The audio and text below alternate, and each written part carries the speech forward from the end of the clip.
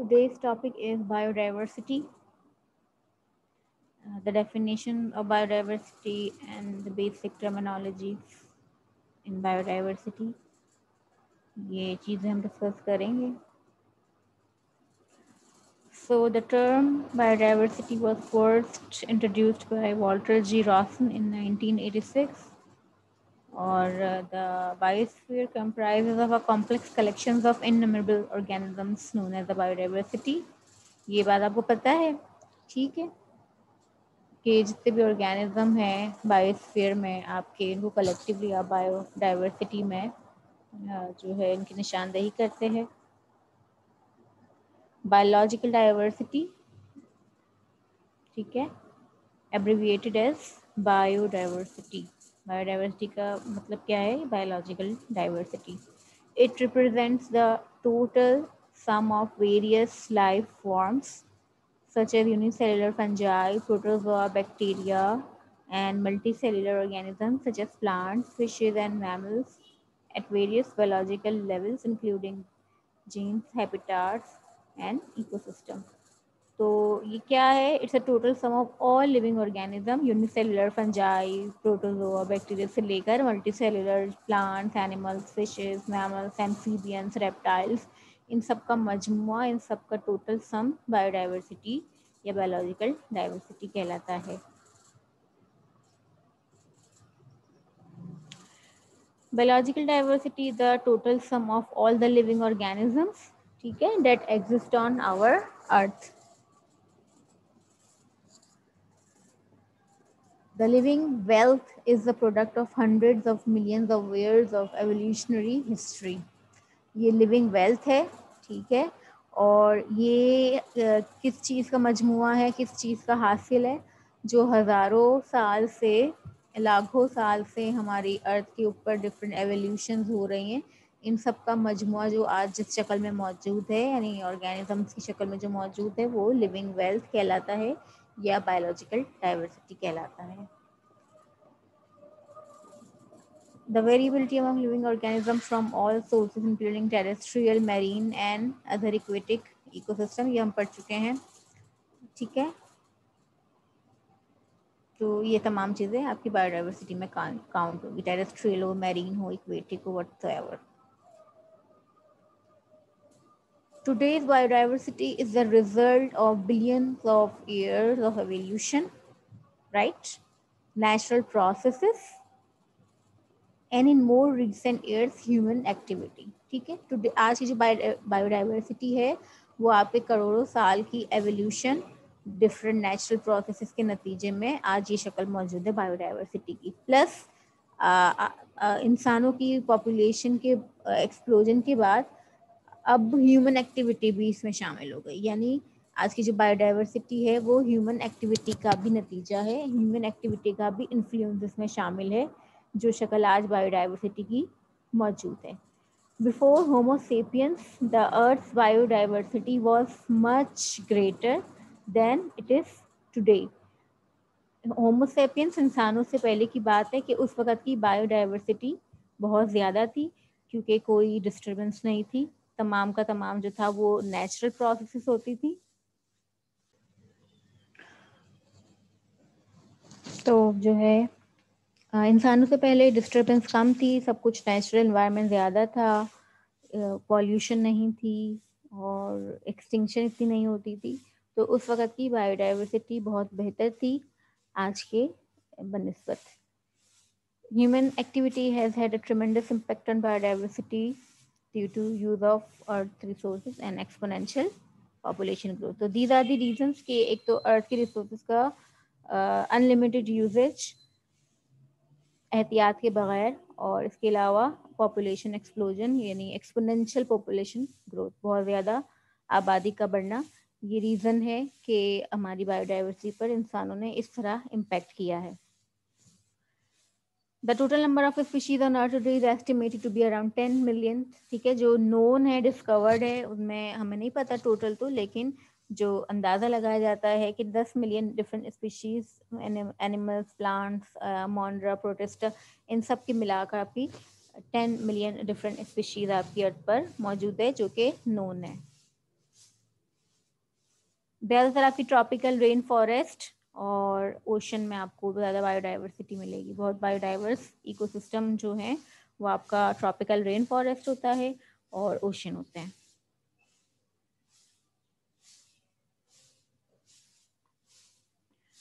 Concept and types of biodiversity as defined in Convention on Biological Diversity signed at Rio de Janeiro, Brazil in 1992 by 154 countries.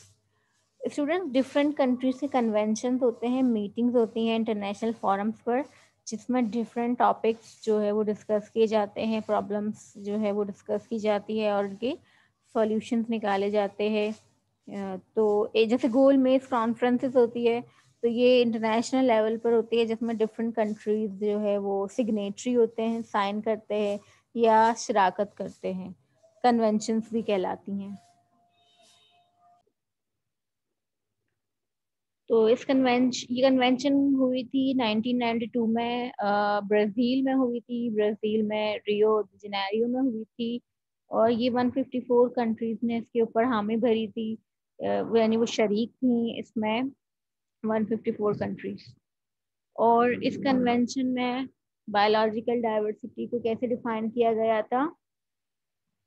The variability among living organisms from all sources, including inter alia, terrestrial, marine, and other aquatic ecosystems, and the ecological complexes of which the area parts include diversity within species, between species, and of ecosystem. ये definition है biological diversity की इस convention के according। फिर इसके अलावा IUCN के तहत जो 1998 में हुआ था, the variety and variability of species of their population, the variety of species of their life forms, the diversity of the complex association with species, with their interaction and their ecological processes which influence perform। ठीक है, आपको परेशान होने की बिल्कुल जरूरत नहीं है। ये different convention and different book, different authors के हिसाब से हर चीज की डेफिनेशन स्लाइटली वेरी करती है, लेकिन हम जो याद रखते हैं वो द इजीएस्ट डेफिनेशन जो आसानी से समझ आ रही होती है, वो जो है वो जनरली उसे जहन में रखते हैं।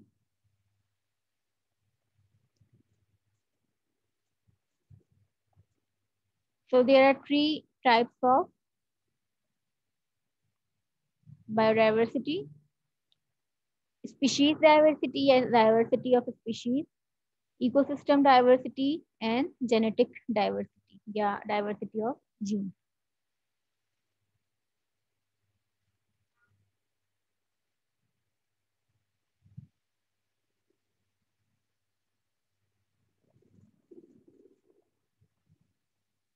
ठीक है, ये तस्वीर से देख के थोड़ा आइडिया करें।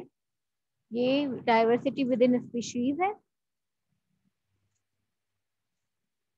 ये अलग स्पीशी है, ये अलग स्पीशी है, और ये अलग स्पीशी है। ये डाइवर्सिटी ऑफ इकोसिस्टम है, ये एक अलग इकोसिस्टम है, ये अलग है, ये अलग है। और ये डाइवर्सिटी ऑफ जीन है, यानी एक ही स्पीशी है और जो है इसमें ही जेनेटिक डाइवर्सिटी है। Slide slide. 3 levels of biodiversity में, the one is genetic diversity. Genes on chromosomes determine the specific characteristics, emotional, physical, of individual organism. Genetic अच्छा पहले पढ़ लेते हैं।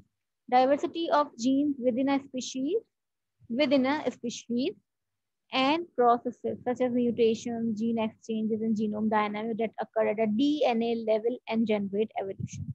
ये एक ही स्पीशीज के डिफरेंट इंडिविजुअल्स के दरमियान होती है, यानी जैसे होमोसेपियन है तो एक ही स्पीशी, लेकिन हर एक के हेयर कलर में डिफरेंस है, फेस शक्ले स्लाइड डिफरेंस है, आई कलर अलग, ब्लैक भी होगा तो ब्लैक भी कई तरह का ब्लैक होगा, ब्राउन होगा ब्राउन भी कई तरह का ब्राउन होगा। ठीक है, मेंटल लेवल, आईक्यू लेवल, ये सब का चेंज होगा। कोई बहुत स्मार्ट होगा, किसी की सोचने की सलाहियत किसी और फील्ड में ज्यादा अच्छी होगी, किसी और फील्ड में कम अच्छी होगी। ठीक है, बात करने का अंदाज, चलने का अंदाज, ये सब कुछ जो आपकी जीन या डीएनए डिसाइड करते हैं, जीन्स डिसाइड करती है।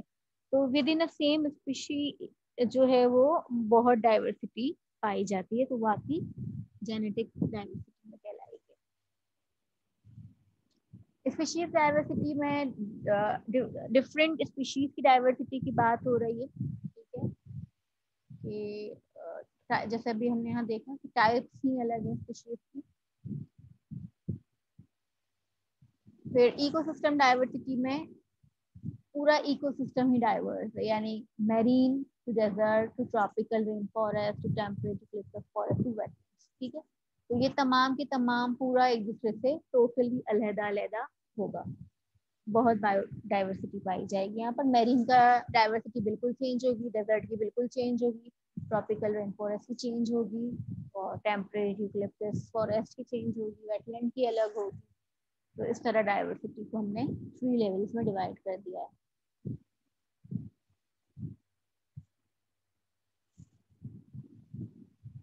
Genetic diversity, species diversity and ecosystem diversity. ज्यादातर जो वेरिएशन होती है वो जेनेटिक डाइवर्सिटी में होती है, यानी एक ही ऑर्गेनिज्म की जीन्स बहुत ज्यादा होती है एक ही ऑर्गेनिज्म में, तो वो उन्हीं में ज्यादा डाइवर्सिटी देखने में आती है। यानी एक ही स्पीशीज के आप ऑर्गेनिज्म देखेंगे, मिसाल के तौर पर इंसान को देख लें, तो उनमें ही आपको बहुत ज्यादा डाइवर्सिटी नजर आ रही होगी।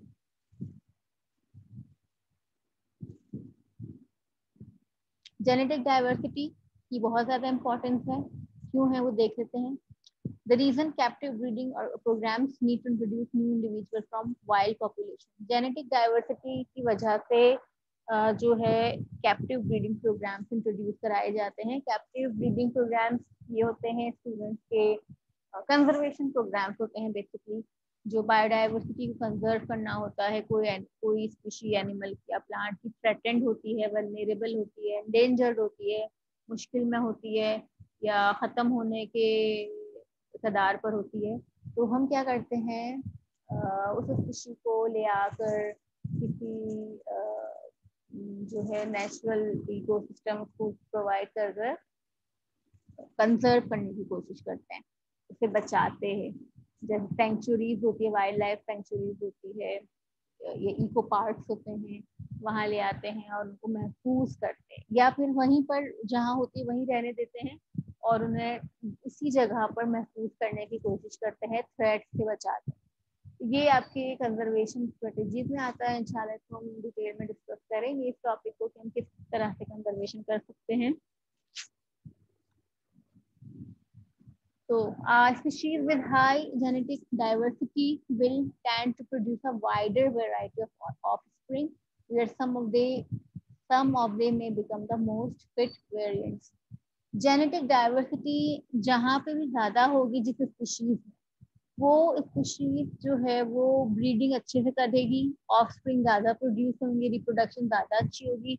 इसी तरह वो स्पीशीज में वेरिएशन ज्यादा होती है, जेनेटिक डाइवर्सिटी ज्यादा होती है, स्ट्रॉन्ग ज्यादा होती है। डिजीज अगर होती है तो वो उनमें जो है वो इम्यूनिटी ज्यादा होती है, वो उन डिजीज का मुकाबला कर सकती है, क्योंकि उनके पास जेनेटिक डाइवर्सिटी ज्यादा होती है। इनके पास जो है उस डिजीज का मुकाबला करने के लिए अपने अंदर पोटेंशियल ज्यादा होता है। तो मिसाल के तौर पर कोई एक स्टूडेंट एक जगह है जहाँ पर सारे आम के दरख्त लगे हुए हैं, मिसाल के तौर पर, ठीक है, तो क्या होगा अगर वहाँ कोई ऐसी डिजीज आ जाए जो आम के दरख्त के ऊपर हावी हो जाती है, तो क्या होगा, पूरी पूरी फील्ड में आम के दरख्त होंगे ना, तो वो चूंकि एक जैसे जैसे होंगे सारे, तो क्या होगा, वो डिजीज इजीली फैल जाएगी। लेकिन ऐसा हो कि वहाँ आम का भी हो और केले का भी दरख्त हो, अंगूर का भी हो, तो क्या होगा कि वहां पर फिर वो जो एक खास आम वाली स्पीशी, आम वाला ऑर्गेनिज्म था ना वायरस का, वो आम, क्योंकि सिर्फ आम ही आम नहीं है, वहां पर और भी डाइवर्सिटी है, तो उसका साइकिल वहां पर टूट जाएगा।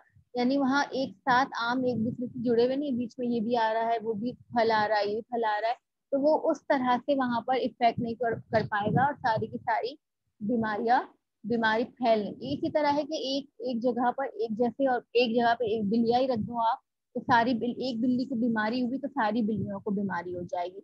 लेकिन अगर वहाँ डिफरेंट ऑर्गेनिज्म होंगे तो वो साइकिल टूट जाएगा। तो इसी तरह जेनेटिक डाइवर्सिटी में भी यही होता है कि जो डिफरेंट जीन्स में डिफरेंट डाइवर्सिटी होती है तो उनके अंदर पोटेंशियल आ जाता है फाइट करने का, अपने आप को बचाने का।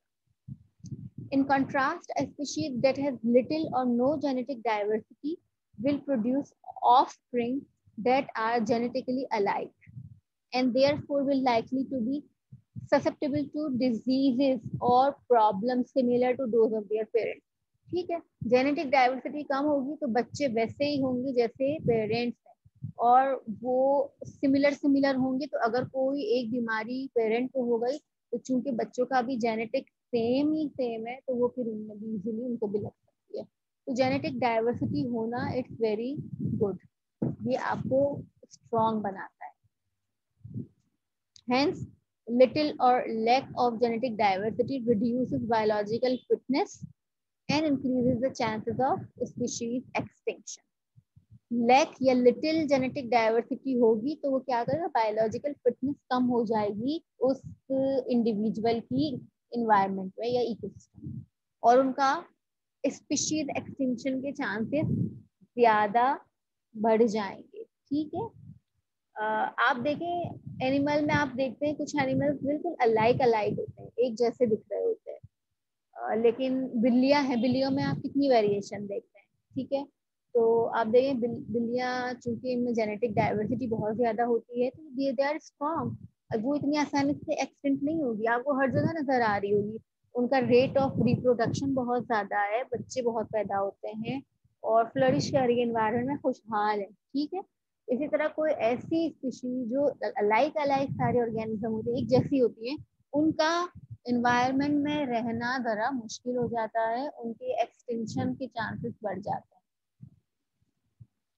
Larger populations have greater genetic diversity and are therefore less vulnerable to change and more adaptable and sustainable. जितनी ज्यादा पॉपुलेशन बड़ी होगी उसके अंदर उतनी ज्यादा जेनेटिक डाइवर्सिटी होगी, और वो उसी हिसाब से जो इन्वायरमेंट में अगर कुछ चेंज अचानक आ रहा है या कुछ आ रहा है तो क्या होगा, वो उसको अडाप्ट कर लेगी और उसके हिसाब से अपने आप में एडजस्टमेंट कर लेंगे और सरवाइव कर जाएंगी।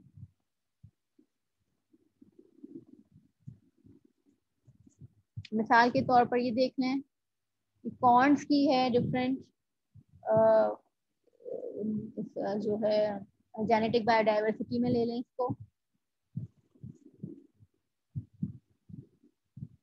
ठीक है, इसके ऊपर काम भी हो रहा है कि किस तरह फूड क्रॉप्स को इम्प्रूव किया जाए और इन्हें डिजीज से मुकाबला करने के अहल बनाया जाए, क्रॉप फेलियर और खुश्क साली से कैसे निपटा जाए। तो वो क्या कर रहे हैं, इनके अंदर जेनेटिक चेंजेस लेके आ रहे हैं। जेनेटिक इंजीनियरिंग आप लोगों ने थोड़ी बहुत इंटर में पढ़ी होगी कि किस तरह जो है वो स्लाइड चेंजेस किए जाते हैं जीनोम में, और डीएनए में किस तरह हल्का फुल्का चेंज करके एक नया तरह का फूड इंट्रोड्यूस कराया जाता है। तो ये इसी तरह इनमें आप जो है वो कंपैटिबिलिटी प्रोड्यूस कराते हैं और इन्हें बायोलॉजिकली फिट बनाते हैं। तो अगर कोई पर्टिकुलर बीमारी येलो कॉर्न को लग रही है तो अगर ये सारे येलो होंगे तो क्या होगा, सबके सब बीमार हो जाएंगे एक साथ होंगे तो। लेकिन अभी देखें जेनेटिक डाइवर्सिटी आ गई, ये चेंज हो गया सब कुछ, तो अब इसको जो बीमारी लग रही है वो इसको इतनी आसानी से नहीं लगेगी क्योंकि इसका जेनेटिक मेकअप चेंज है। तो इसको बीमार करने के लिए फिर वायरस को अलग तरह की सलाहियत, वायरस या बैक्टीरिया के बाद अलग तरह की सलाहियत होनी चाहिए इसको खराब करने के लिए। अच्छा, अगर इसको ही खराब करे तो अब ये अलग तरह का आ गया, अब इसके लिए क्या करें। तो फिर जो दो वायरस इनको बीमार कर सकते थे वो अब इसको नहीं कर सकते। ठीक है, तो इस तरह साइकिल टूट जाता है और डिजीजेस कम होती है और स्पीशीज की एक्सटेंशन फिर कम होती है। अच्छा, genetic studies show that the cheetah has a very low genetic diversity. ठीक है, indicating that the population has crashed to about 200 individuals at some time in the past. ये रहे कि चीता जो है उसमें जेनेटिक डाइवर्सिटी कम होती है, दे लुक सिमिलर, वो एक जैसे दिख रहे होते हैं, इनका अंदरूनी स्ट्रक्चर, मैकेनिज्म और डीएनए सब ज्यादातर सिमिलर होता है, बहुत कम डाइवर्सिटी होती है, जेनेटिक डाइवर्सिटी बहुत कम होती है, तो ये बहुत वल्नरेबल है, यानी इनके ऊपर अगर कोई मुसीबत आती है तो ये जो है उससे बच नहीं पाएंगे। और इसी तरह एक स्टडी के मुताबिक पास्ट में ऐसा भी हुआ था कि इनकी जो पॉपुलेशन है वो ओनली 200 इंडिविजुअल्स रह गए थे, 200 चीते रह गए थे एक वक्त में, ये इतना बुरा हाल इनका हो गया था। और they are vulnerable to extinction, और ये खत्म हो सकते हैं, they are vulnerable to extinction, ये खत्म हो सकते हैं, ये जो है उस बॉर्डर लाइन पर खड़े हैं कि अगर इनको कंजर्व ना किया गया तो दे विल वैनिश फ्रॉम अर्थ।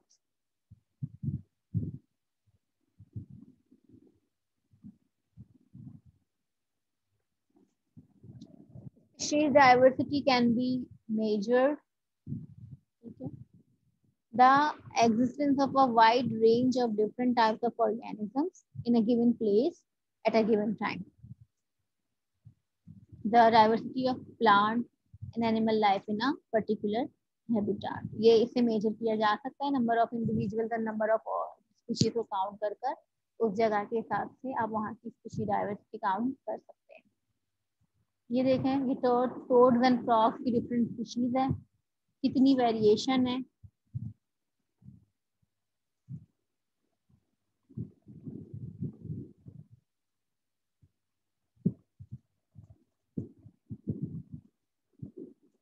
अच्छा, they are different species by the way, ये स्पीशीज डाइवर्सिटी में आपका काउंट होगा।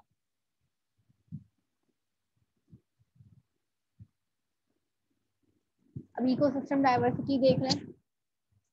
Variety of habitats, living communities and ecological processes in the living world. हम पढ़ चुके हैं, there are variety of habitats, forest, desert, ये वो हर चीज मौजूद है आपकी, वो इकोसिस्टम डाइवर्सिटी में आती है। वहाँ की इकोलॉजिकल प्रोसेसेस उसी हिसाब से हैं, वहाँ की लिविंग कम्युनिटीज उसी हिसाब से हैं। It includes alpine, tropical rainforest, savanna, grassland, freshwater, aquatic, ये तमाम चीजें, ठीक है।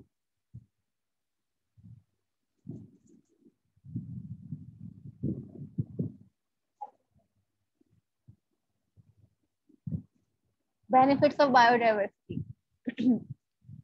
अच्छा, इनको भी हम डिटेल में डिस्कस करेंगे, अभी फिलहाल देख लेते हैं ब्रीफली कि क्या बेनिफिट्स हैं बायोडाइवर्सिटी। कंजप्टिव वैल्यू की बात की जाए, जैसे आप कंज्यूम कर सकते हैं, तो जो आर फूड ड्रिंक, आप फूड एंड ड्रिंक हासिल करते हैं बायोडाइवर्सिटी से, फ्यूल हासिल करते हैं, मेडिसिन प्रोवाइड करते हैं आपको, बेटर क्रॉप वेराइटीज है आपके पास, इंडस्ट्रियल मटेरियल आपको यहाँ से हासिल होता है, ठीक है। नॉन कंजप्टिव वैल्यू में आपका रिक्रिएशन, यानी घूमने फिरने की जगहें हैं, वो पिकनिक के तौर पर आप इसे बायोडाइवर्सिटी को ले सकते हैं, तफरीही मकामात के तौर पर आप इसका इस्तेमाल करते हैं, जंगलात में माउंटेन्स वगैरह ये सब कुछ, पानी की जगह, झीलें हैं, समंदर है, तो ये सब कुछ रिक्रिएशन में आता है। एजुकेशन रिसर्च पर्पज में यूज होती हैं एंड इनकी ट्रेडिशनल वैल्यूज भी होती हैं। इकोलॉजिकल सर्विसेज की बात करें तो बैलेंस ऑफ नेचर, जो है नेचर में बैलेंस कायम रखना इकोलॉजी आपके इकोसिस्टम की सर्विस है। बायोलॉजिकल प्रोडक्टिविटी देना आपके इकोसिस्टम की सर्विस है, आपके इकोसिस्टम का काम है, इकोलॉजिकल सर्विस है बायोलॉजिकल प्रोडक्टिविटी। क्लाइमेट को रेगुलेट करना इकोसिस्टम का काम है, एक सर्विस है, एक इकोलॉजिकल सर्विस है। इस इकोसिस्टम में मौजूद वेस्ट को डिग्रेड करना इसका service. Cleaning of air and water, सही है, पानी को साफ करना, हवा को साफ करना एक इकोलॉजिकल सर्विस है। साइक्लिंग ऑफ न्यूट्रिएंट्स, ठीक है, जो आपके न्यूट्रिएंट्स है उनको एक ऑर्गेनिज्म से दूसरे ऑर्गेनिज्म में पहुंचाना, ये आपका न्यूट्रिएंट साइक्लिंग है, ये भी इकोलॉजिकल सर्विस है। Control of potential paste and disease causing species, यानी इस डिजीज का, पेस्ट का कंट्रोल करना भी इकोलॉजिकल सर्विसेज में शामिल है, कि इकोसिस्टम खुद ही ऐसे काम करे कि वो ये जो डिजीज साइकिल है उसको तोड़े, इसको रोके। Detoxification of soil and sediment, सही है, ये भी एक कुदरती अमल है, एक इकोलॉजिकल सर्विस है। Stabilization of land against erosion, ये भी खुद की तरफ से जो है वो इकोसिस्टम का काम होता है कि अपनी हिफाजत करना, तो स्टेबलाइजेशन करना। इसके अलावा carbon sequestration and global climate change, इनको भी किसी हद तक कंट्रोल में लेकर आना, क्लाइमेट चेंज को अपने तौर से रोकना, ये भी एक इकोलॉजिकल सर्विस में आता है। और कार्बन सिक्वेस्ट्रेशन करना यानी जो हवा में कार्बन डाइऑक्साइड फैली हुई है, इस कार्बन डाइऑक्साइड को हवा से निकाल कर कहीं पर सिक्वेस्टर करना, कहीं पर स्टोर करना, बंद करना, अनअवेलेबल करना कि वो हवा में नुकसान ना पहुंचाए दूसरे ऑर्गेनिज्म को। जैसे मिसाल के तौर पर समंदर है, कार्बन सिक्वेस्ट्रेशन वहां होती है, कार्बन डाइऑक्साइड है ना समंदर, उसमें सिंक, समंदर का सिंक होता है।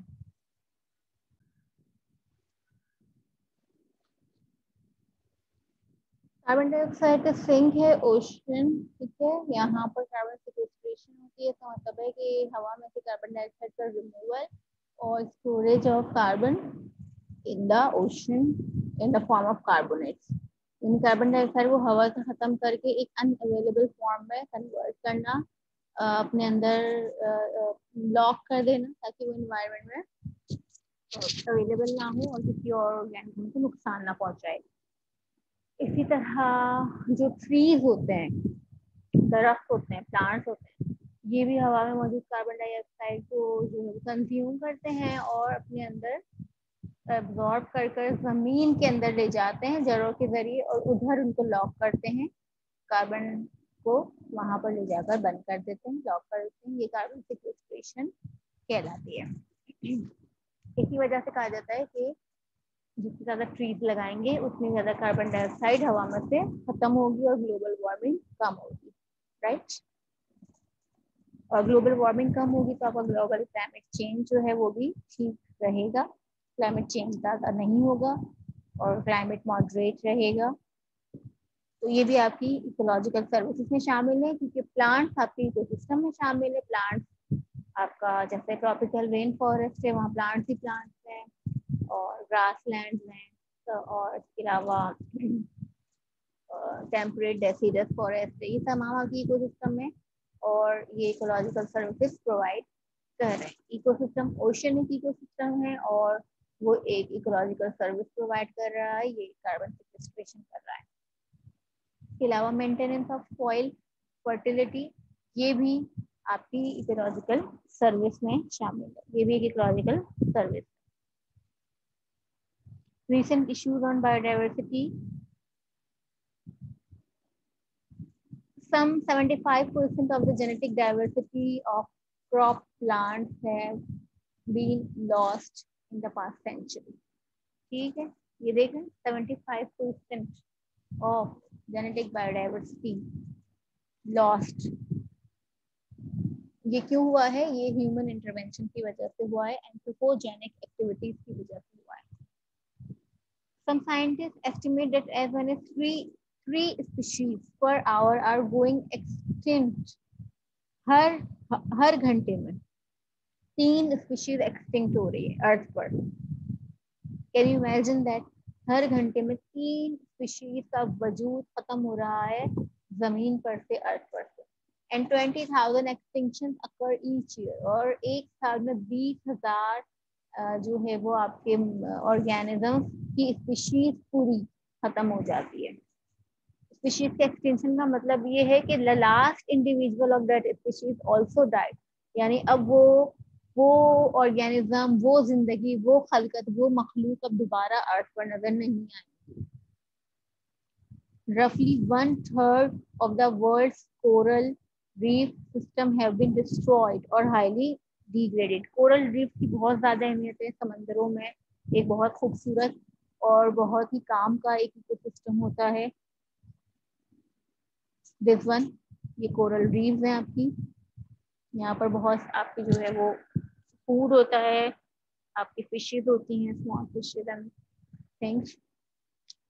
तो ये 1/3 of the world's coral reef destroyed, ठीक है, due to us, due to human. तो ये जो है कोरल रीफ खत्म होने की वजह से आपकी बायोडाइवर्सिटी के ऊपर एक बहुत बड़ा डैमेज आता है। About 24% of mammals and 12% of bird species are currently considered to be globally threatened. यानी 24% मैमल्स और 12% जो एवियन स्पीशीज हैं, बर्ड्स स्पीशीज हैं, वो दुनिया में थ्रेटेंड लेबल्ड हुई है। यानी हमारे पास कुछ कोई एक गाइडलाइन दी हुई है और उसके हिसाब से हमने कैटेगराइज किया हुआ एनिमल्स को कि वो which are safe, which are unsafe, और वल्नरेबल कौन से हैं, एक्सटिंक्ट कौन से हो चुके हैं, और थ्रेटेंड कौन से हैं, एंडेंजर्ड कौन सी स्पीशीज है, एंड क्रिटिकली एंडेंजर्ड कौन सी है, यानी जो खत्म होने के दहाने पर है। तो क्या होता है कि उनको नेमिंग कर दी गई, उनको लेबल कर दिया गया, तो आसानी रहती है उनकी स्टडीज में। More than 50% of the world's wetlands have been drained. ठीक है, खत्म हो चुकी है 50% wetlands आपकी। Population of inland water and wetland species have declined by 50%. ठीक है, तो ये इतना डैमेज बायोडाइवर्सिटी को आ गया। तो खैर कुछ पॉइंट हमने डिस्कस इधर किए हुए हैं, ऐसे बेतहाशा इंसिडेंट्स हो चुके हैं कि जो काबिल जिक्र है। बायोडाइवर्सिटी के हवाले से उनको बहुत अहमियत हासिल है, लेकिन हम सबकी सब बातें यहाँ नहीं कर सकते।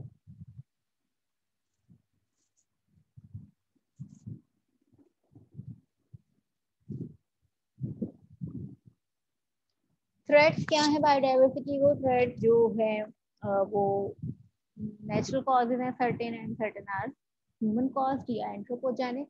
जो नेचुरल प्रॉब्लम्स हैं जिसकी वजह से बायोडाइवर्सिटी डैमेज हो रही है, उसमें है नैरो जियोग्राफिकल एरिया, उस स्पीशीज की लो पॉपुलेशन, उनकी लो ब्रीडिंग रेट, या फिर नेचुरल डिजास्टर के नतीजे में आपकी पॉपुलेशन या बायोडाइवर्सिटी मुतासर होती है। एंथ्रोपोजेनिक की अगर बात करें तो हैबिटाट मॉडिफिकेशन, यानी हम इंसान जो है वो कहीं किसी जगह पर कुछ बनाते हैं, कुछ कंस्ट्रक्ट करते हैं, तो वो जो ऑर्गेनिज्म है उनका हैबिटाट हम किसी तरह मॉडिफाई कर लेते हैं, तो क्या होता है फिर वो वहाँ पर ऑर्गेनिज्म स्पीशीज बायोडाइवर्सिटी सफर करती है। इसके अलावा over exploitation of selected species, कुछ खास सिलेक्टेड स्पीशीज का जरूरत से ज्यादा इस्तेमाल करना, यानी जो फिशेज है ओवर फिशिंग करेंगे तो फिशेज खत्म हो जाएंगी। कोई प्लांट है, लकड़ी का इस्तेमाल ज्यादा करेंगे तो वो फास्ट प्लांट खत्म होता जाएगा। तो कुछ सिलेक्टेड जो स्पीशीज होती है उनके ऊपर जरूरत से ज्यादा उनकी एक्सप्लॉयटेशन से वो खत्म हो जाती है। Innovation by exotic species, exotic species का मतलब ये होता है कि किसी जगह कोई स्पीशीज किसी जगह की ना हो, उसका घर कोई और हो, और उसको उसके घर से हटाकर दूसरी जगह पर जाकर लगा दिया जाए। तो अब जो दूसरी जगह पर जाके इसको लगाया है, तो वहाँ जो पहले से आबाद स्पीशीज हैं उनको प्रॉब्लम होती है। ठीक है, मिसाल के तौर पर अगर कोई शहर है, उस शहर के नेटिव्स हैं, अब वहाँ पर उनको जो है वो लिमिटेड रिसोर्सेज हैं, लिमिटेड वसाइल हैं। अब वहाँ से दूसरे किसी शहर से या विलेज से लोग आएंगे, तो क्या होगा, वहाँ के नेटिव्स के लिए प्रॉब्लम होना शुरू हो जाएगी, स्पेस कम होना शुरू हो जाएगा, जॉब मार्केट का इशू होगा, वसाइल का इशू होगा, क्राउड बढ़ेगा, डिजीजेस बढ़ेंगी। तो ये इसको हम एक जनरल एग्जांपल के तौर पर डिस्कस कर रहे हैं। इसी तरह हर इकोसिस्टम में ऐसे ही होता है।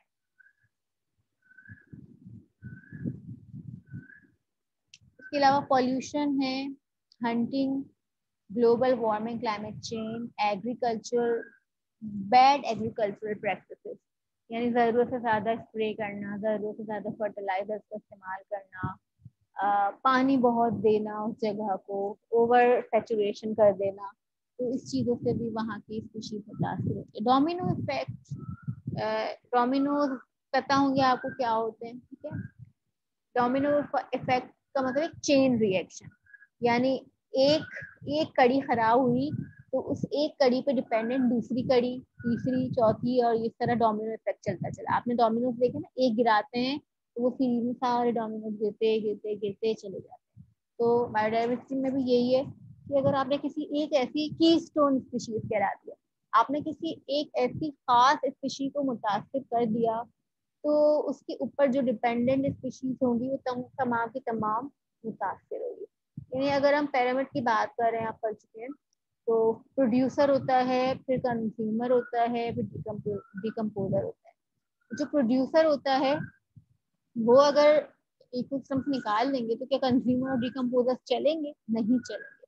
तो डोमिनो इफेक्ट यही होता है कि एक स्पीशी अगर एक्सटिंक्ट हो गई तो उसके ऊपर डिपेंडेंट जो स्पीशी होगी फिर वो एक्सटिंक्ट होना शुरू होगी, वो खतरे में आ जाएगी, फिर उसके ऊपर जो डिपेंडेंट होगी वो खतरे में आ जाएगी।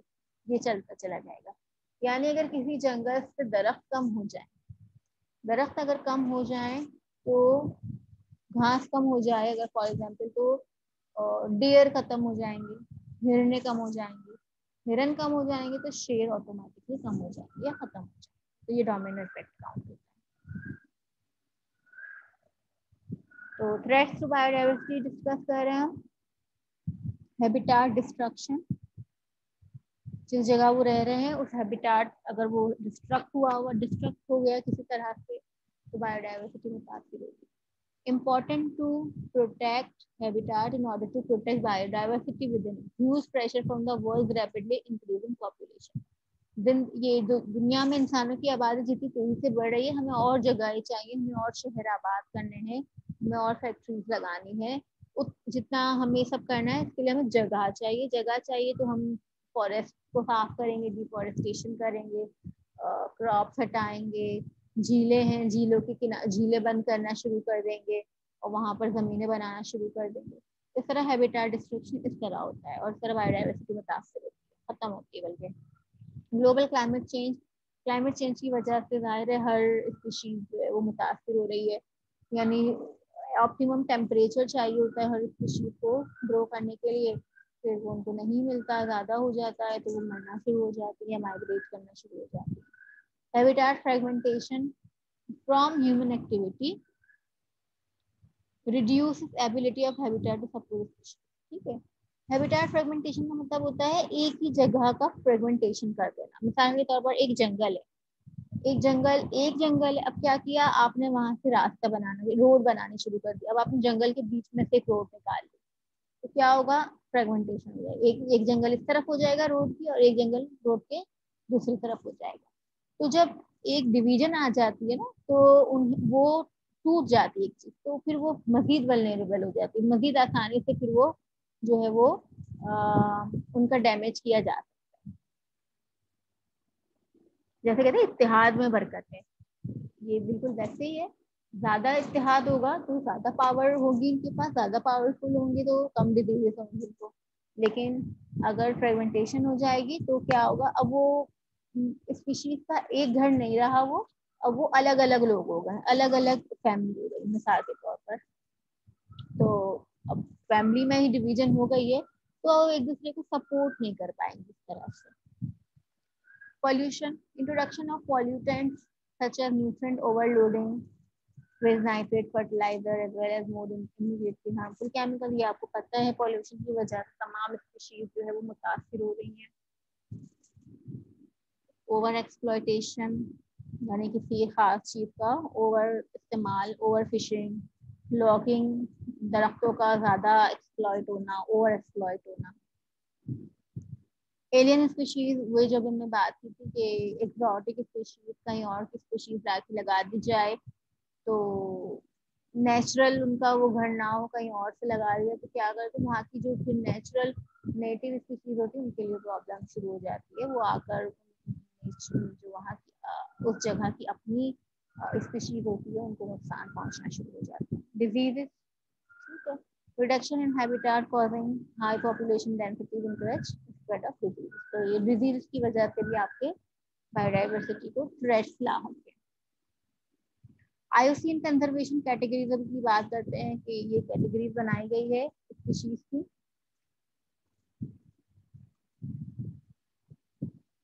एक्सटिंक्ट यानी खत्म हो चुकी, डायनासोर आर एक्सटिंक्ट, वो जमीन से खत्म हो चुके हैं। देयर इज नो वे कि वो दोबारा आए। ठीक है, इसी तरह बहुत सारी लाखों स्पीशीज आर एक्सटिंक्ट, वो खत्म हो चुकी है अर्थ से। एक्सटिंक्ट इन द वाइल्ड, जंगल या जो उनका नेटिव घर है वहां से तो खत्म हो गई है, लेकिन कुछ सैंपल्स हमने कुछ इंडिविजुअल्स को लाकर कैप्टिव ब्रीडिंग हमने डिस्कस की थी किसी किसी नेशनल पार्क में या किसी वाइल्ड लाइफ सेंचुरी में हमने लाके इसको रखा हुआ है, बचा लिया है चंद एक इंडिविजुअल्स को। तो देयर आर चांसेस कि उन चंद एक इंडिविजुअल्स की वजह से हम जो है उनकी ब्रीडिंग करवाएं, उनके ऑफस्प्रिंग पैदा हों और वो दोबारा फ्लरिश कर लें। मुश्किल है, नामुमकिन नहीं। तो they are extinct in the wild but they are preserved in the national park. Critically endangered, बहुत क्रिटिकली एंडेंजर्ड यानी बिल्कुल खत्म होने वाले हैं, एक्सटिंक्ट नहीं हुए, खत्म, बिल्कुल खत्म होने वाले, बॉर्डर लाइन पे खड़े। एंडेंजर्ड क्रिटिकली से थोड़ा सा कम, ठीक है, यानी ये भी खतरे में है, अच्छे खासे खतरे में, लेकिन इतने भी नहीं कि बस अब खत्म होने वाले। वल्नरेबल, एंडेंजर से थोड़ा कम खतरे में।